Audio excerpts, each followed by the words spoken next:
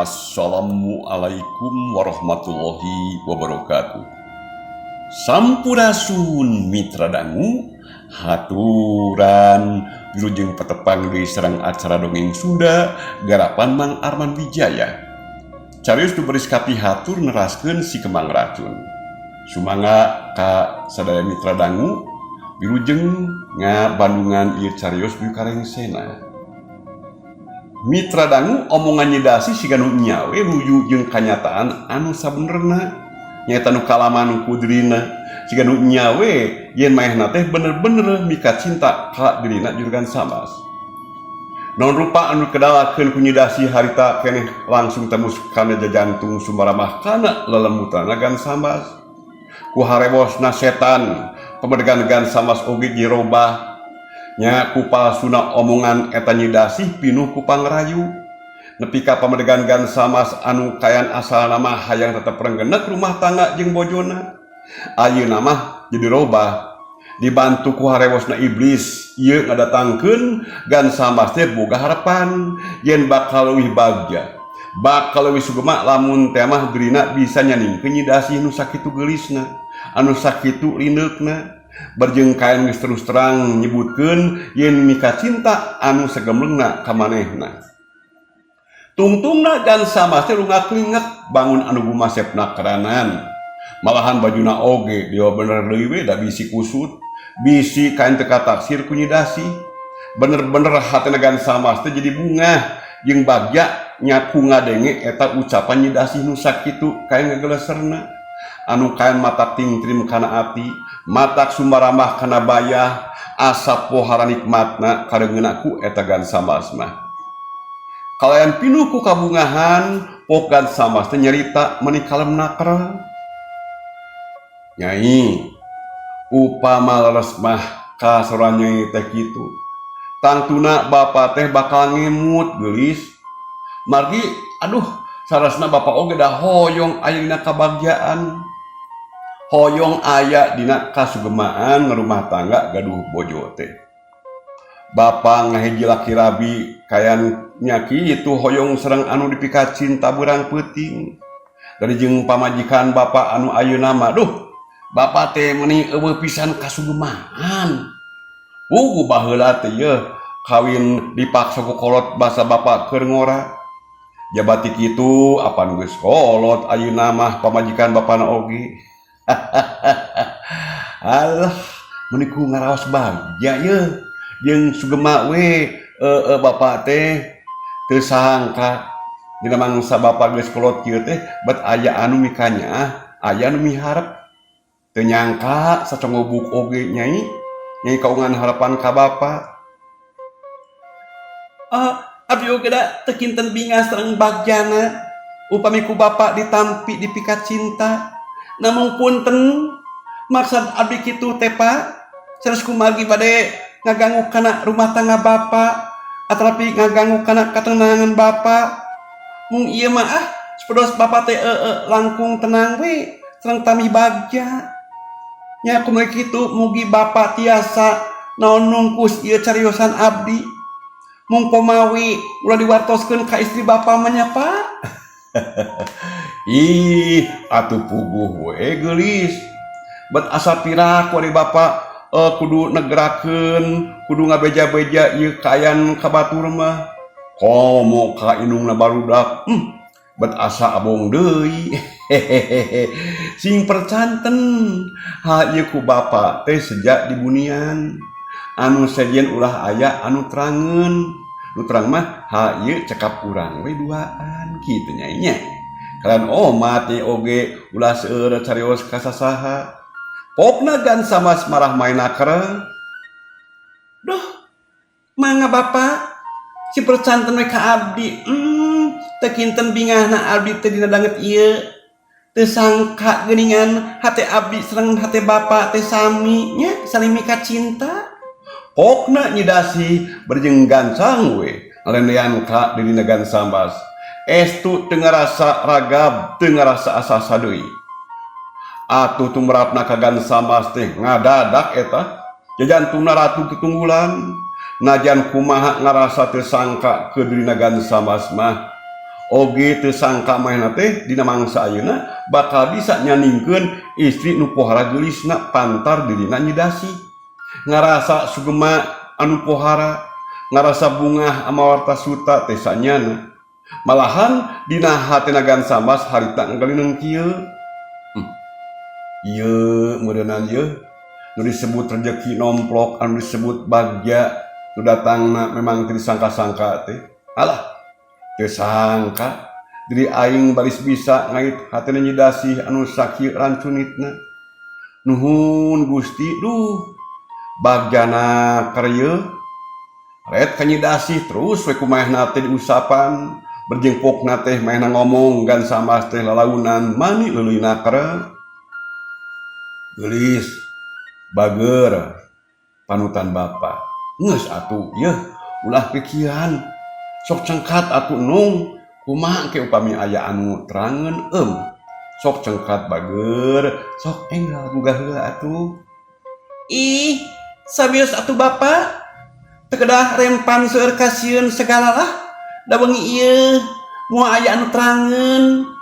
Sareng deui Pak, apan pantuna oge ditutupkeun. Tema nyidasi barjeng kituna teh ngarenyu imut kareueut teh. Ari Gan Sambas mah tetep we ngarasa tenang hatena. Bakuna mah nyaeta ku kaen tetuman teh bebarengan jeung istri lain muhrim saperti ayeuna. Jantungna teh kaen teu boleh ratug, hatena ge kaen teu boleh we kedebegan bae. Kumaha tuh upami engke Jang Udin datang nyai nyambeunaan kalakuan urang kaen urang teh bakal kaprogoku manehanana. Teu nama moal ka dieu deui bapa. Moal ka dieu deui. Hutan moal ka dieu deui. Mohon bapa. Tembana nyidasi barjing kaen ngebrehkeun elewa anu matak neuri kana ati, matak sumaramah kana bayah teh sanyana. Gelenyu imut atuh ser aya anu ngagelas lalaunan kana hatena Gan Sambas. Gan Sambas ngarasa banget nya kayan teu ngarti we kana omongan nyidasi.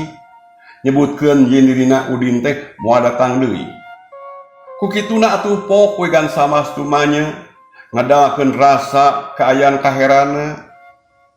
Nah, geuningan nyai Udin make jeung moal ka dieu deui sagala. Duh, heran pikeun bapa mah. Yeuh, pamanehna teh dipiarang ka warung deui. Ku nyai sanes tadi teh nya dipiarang meser kopi sang rokok ku nyai. Nah, make jeung moal ka dieu deui. Pok di eta Gan Sambas teh nerangkeun ngedalakeun kaherana kana ucapan-ucapanna eta ti nyidasi. Kieu. Sanyana mah Udin teh ka warung, Pak. Da tadi nama ukur alasan wungkul ngarah maena teh kayan teu di dieu marangan urang kitu. Pangna kitu apan ngarah jongjon abdi sumang ka bapa. Nerangkeun pamaksadan abdi teh ka bapa kitu. Teteh lageuning agung harapan ka bapa teh nya diri nyai dina mangsa ayeuna. Alah teu sangka pokna Gan Sambas dibarengan jeung gogodeg sagala. Hatena mah muji ka dirina eta nyidasi anu loba akalna. Sabios atuh Pak. Dapan kae kebagian urang duaan. Leres henteu Pak? Memang leres kitu nyai. Bapa teh ieu bingah anu taya papadana, bagja anu teh hinggana. Bapa teh asa ngimpi kayunya. Bapa teh hayang ngabuktikeun. Nah nya ngimpi atawa lain tak kitu. Bapa arek ngegel heula ieu inung leungeun. Lamun karasa nyeri teteh lain ngimpi. Lamun teu nyeri nya ngimpi teh meureunana. Gancang Gan Sambas teh ngegel eta inung leungeunna. Tapi da teu lila kaburu kumaehna teh langsung dikepeskeun barjing kituna gugurbugan. Nyidasi mah merekaen seuri barjing lelengakan kawas anu ngarasa heran pacampur jeung kaen lucu nyaksian eta pamolahna Gan Sambas kitu teh. Geuningan Nah tuh ari bapak kunaon mah kejeng uga gegel kanu sanes gegelenana bapak. Ieu gegel abdi. Alah sok gitu. Duh, nyaan teteh gening nya nyeri nyai. Lamun kitu mah nya atuh ieu teh kanyataannya. Kalian bakal jadi hiji kebahagiaan sabab bapak bakal laksanakan nyai. Nya terus sanes ngimpen atuh Pak. Aduh, ari bapak nanaon teh meuni sok ku aya wae geuningan Pak. Nyi Dasih ngerasa bunga lantaran mangsa ayeuna manehna teh apan geus ngolok kaayaan Gansambas anu jadi korban rayuan manehanana.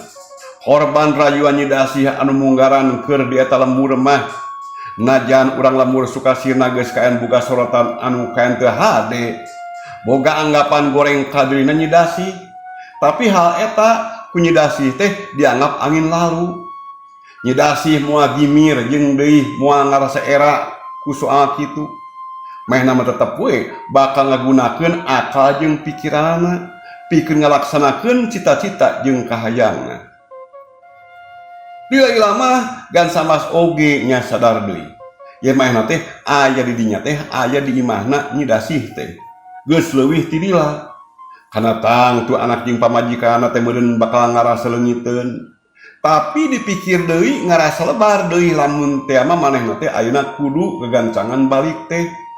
Asa sono kene, asa lebar lamun teh mah kudu ninggalkeun eta Nyiranda anu bahenol kitu wae teh. Tungtung nama Gansambas teh ngarasa bingung, ngahuleung be rada anteng sakedapan mah. Aduh, kunaon geuning kalah ka ngalamun bapak? Nyemutan naon atuh ieu Pugu ieu bapak teh nyai. Sanes teu sono, sanes teu bingah, mung melang deui ka anu dirompok, sok sieun kumaha onam, makaning tos lami apan bapak di dieu teh. Di siang kene tadi, duh, tug ayeuna parantos wengi, ari wangsul. Alah, kumaha deui di dieu ye? Alah, tetah anu ngalantarankeun bapak ngaraos bingung teh nyai. Oh, kuswa eta bapak. Kieu we atuh bapak mah sing raos-raos we adi dieu nya di abdi. Ulah kakemulih Pak. Nya. Keun lah soal ibu mah di bumi. Urang sina di wartosan we ku Udin. Diwartoskeun yen bapak moal wakatiasa mulih kitu Pak. Hutan aya alasan kitu nyai. Muhun agan bapak gampilah nama kejeng kedah janten emutan sagala. Namun kumaha alasanana ye? Teteh Gansambas mah masih keneh ngarasa bingung.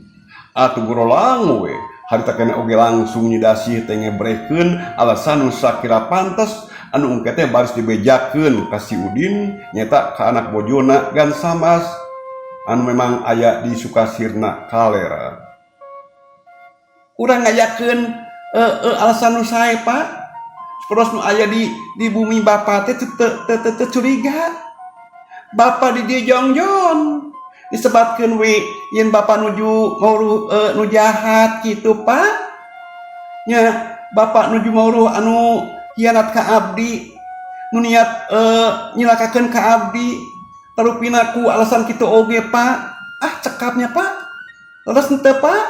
Pokna Nyi Dasih teh meuli pertengtang pisan dina eta caritana. Nah nyai kungsi diganggu ku anu jahat ku anu arek nyilakakeun nyai.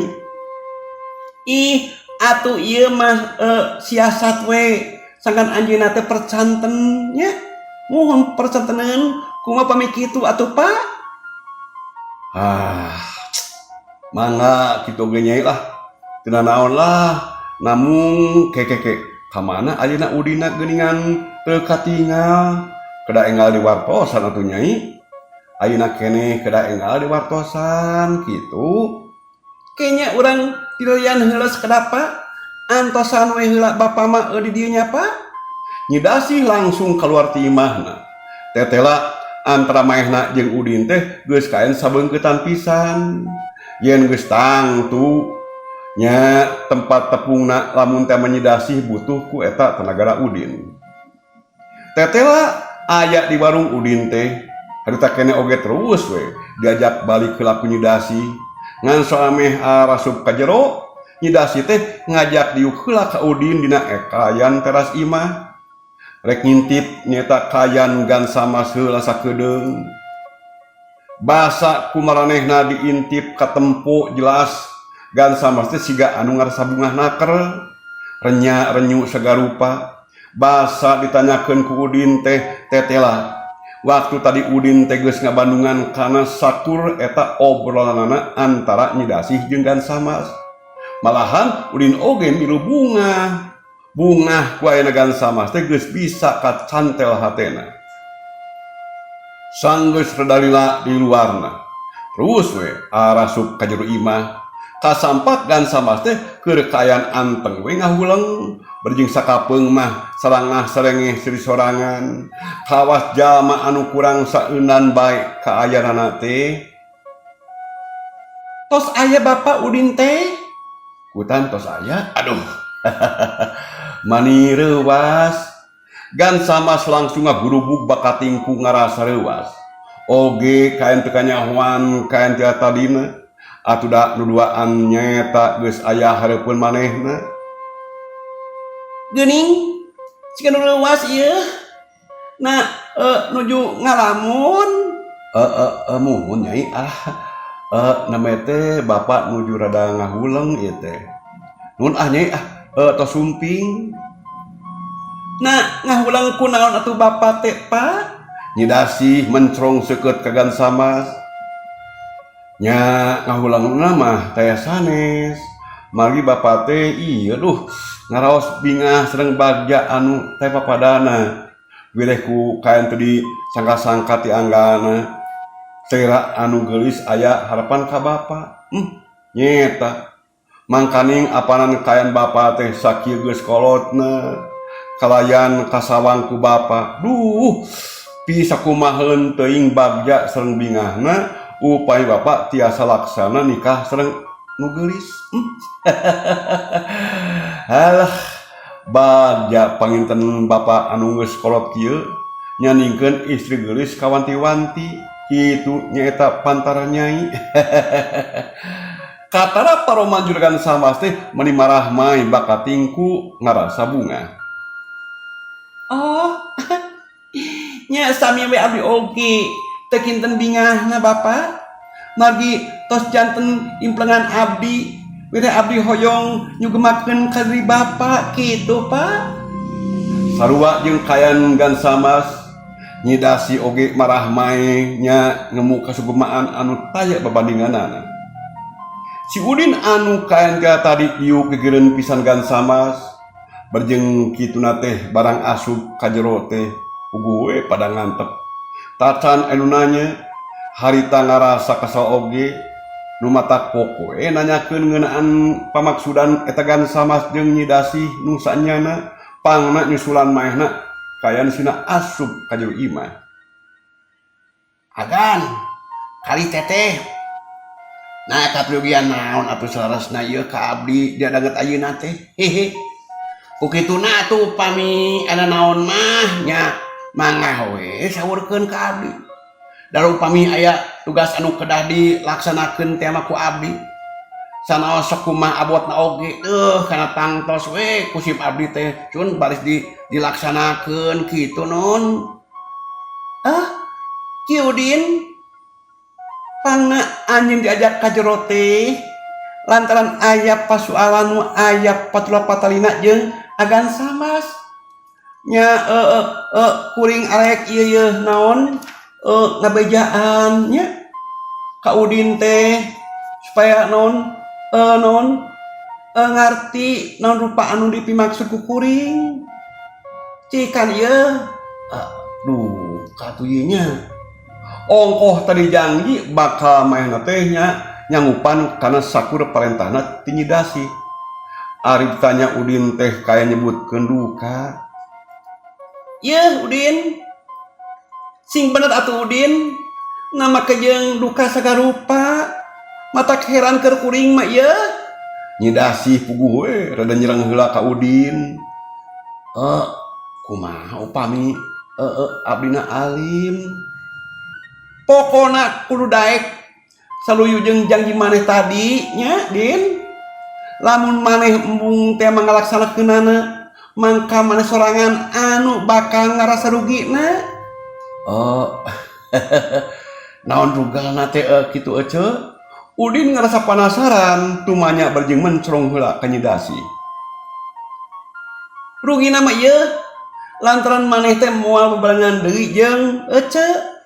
Malahan mun Udin wani pikeun naon ngabrodekerkeun ieu rahasia, wani ngucah ngaceh kana kayan ece, tangtu Udin teh meureun bakal cilaka. Udah bakal cilaka ece. Nya lantaran ieu keur ece nyilakakeun saulang jalma mah moal hese. Ece teh loba balad, loba babaturan anu pagaweana tukang gelut kitu. Nyi Dasi nyingsieunan heula ka dirina Udin. Da beungarah Udin teh nurut kana sakuda kahayang jeung parentah ti manehanana. Tungtung nama reeh oge hatena Udin teh. Lantaran mehna oge nya kitu, mung ari kudu ngalaman cilaka ku kayan anu teu sapira mah. Jabati eta apal mehna oge masih keneh we miharep buruhan anu loba, buruhan anu mucek ieu ti dina Nyi Dasi. Nu matak Udin teh tungtung nama mehna nyanggupan kana kahayangna Nyi Dasi. Sumon mangga atuh ceuk teu sabios. Mohon Udin teh bakal taat, bakal satuhu ka ece. Nya diparentah kumaha we oge Udin mah da moal bade mumpang ceuk. Mung ece ge kedah ngartos kana kayan abdi, kedah tiasa naon ngayunkeun kana sakuda kaperegian abdi. Udin oge mere tanyakan mani daria ngomongna harita. Ulah salempang Udin, ulah hadeup leutik hate pokona ece ngarti kana kayaan jeung kayang Udin nya. Sing tenang we pokona mah, sagarupana di ece da geus sadia. Nya nuhun atuh ari kitu mah. Ku abdina oge teu kinten di naon kituna teh sumuhun ngaraos bingahna ece. Mangga abdi bae tumut kana pangarasa ti ece. Abdi baris ngalaksanakeun kana sakur parentah ti ece. Kitu. Atuh ayeuna mah engal we saurkeun ka abdi sun. Naon nu bae diparentahkeun ku ece teh ka abdi mangga. Kieu geuranya Dinnya. Sumun mangga. Kumaha teh ece? Kenya Dinnya urang taroskeun heula ka bapa ye. Atuh geus kitu re tu Nyi Dasi teh ka diri nagan samas berjing pokna. Ieu Bapak. Bapa nu langkung apal kana kayaan kulawargi Bapa. Kukituna tu enggal we saurkeun. Nah bade nganggo cara kumaha Pak? Hal ieu penting kangge ka tengtreman urang. Mengpeung aya Udin Pak. Mangga atuh ayeuna keneh ku bapa bae disangemkeun nyai nya. Saterusna gan samas popo nyarita ka Udin suning matak dari anakra. Kieu we ye. Bejakeun kanu di imah Din. Bejakeun yen bapa teh teu tiasa mulang lantaran keur aya kepentingan kitu nya. Keur ngincer jelema jahat nya. Sebatkeun we yen eta anu jahat teh bade nyilakakeun ka Nyi Dasi. Nya bapa sareng tatangga anu sanesna oge nuju ngincer eta jelema jahat. Tah kitu jadinya. Ulah kaen teu dibejakeun. Sumon mangga Pak, mangga pisan. Namun kumaha upami teh mah anjeunna teh angkat ka dieu Pak. Udin tumanya nyawang sok sieun we engke pamajikan gan sambas teh hayangeun ngayakinkeun kabumina Nyi Dasi. Waktos nage parantos seep geuningan mitra dangu. Rupina dongeng Sunda carios ieu si Kemang Racun urang cekapkeun duwi ka dieu. Atuh Mang Arman Wijaya anu mancen tugas ngaturkeun nuhun tina sanes kanten perhatosanana. Wilujeng kantun Wassalamualaikum warahmatullahi wabarakatuh. Permios.